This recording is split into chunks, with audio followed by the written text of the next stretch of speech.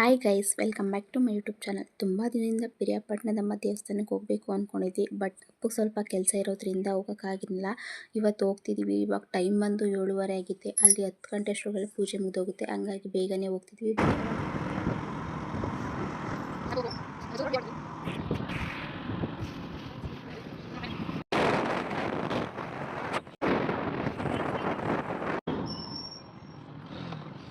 ಇವಾಗ ತಾನೇ ಬಂದು ರೀಚ್ ಆದ್ವಿ. ಪೂಜೆ ಸಾಮಾನೆಲ್ಲ ಇಲ್ಲೇ ಸಿಗುತ್ತೆ.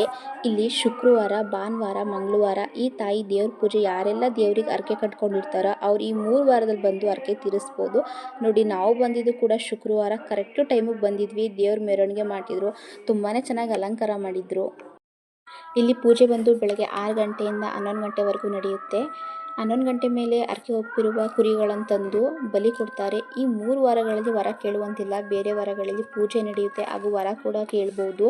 ನಾವೇನೇ ಅಂದ್ಕೊಂಡಿದ್ರು ಕೂಡ ಈ ತಾಯಿ ನೆರವೇರಿಸ್ತಾಳೆ. ಇವಾಗ ಒಳಗಡೆ ಹೋಗ್ತಿದ್ದೀವಿ. ನೋಡಿ, ದೇವಸ್ಥಾನ ಹೊರಗಡೆ ನೋಡೋಕೆ ತುಂಬಾ ಚೆನ್ನಾಗಿತ್ತು. ನಾವು ಕೂಡ ಬಂದಿದ್ದು ಫಸ್ಟ್ ಟೈಮೇ.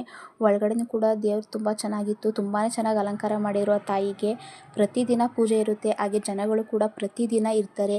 ಯಾರ್ಯಾರು ಈ ದೇವಸ್ಥಾನಕ್ಕೆ ಹೋಗಿದ್ದೀರಾ ಅಂತ ಕಮೆಂಟ್ ಮಾಡಿ. ಇನ್ನೂ ಯಾರು ಹೋಗಿಲ್ಲ, ಒಂದ್ಸರಿ ಹೋಗಿ ಅಂದ್ಕೊಂಡಿದ್ರು ಕೂಡ ಈ ತಾಯಿ ನೆರವೇರಿಸ್ತಾಳೆ.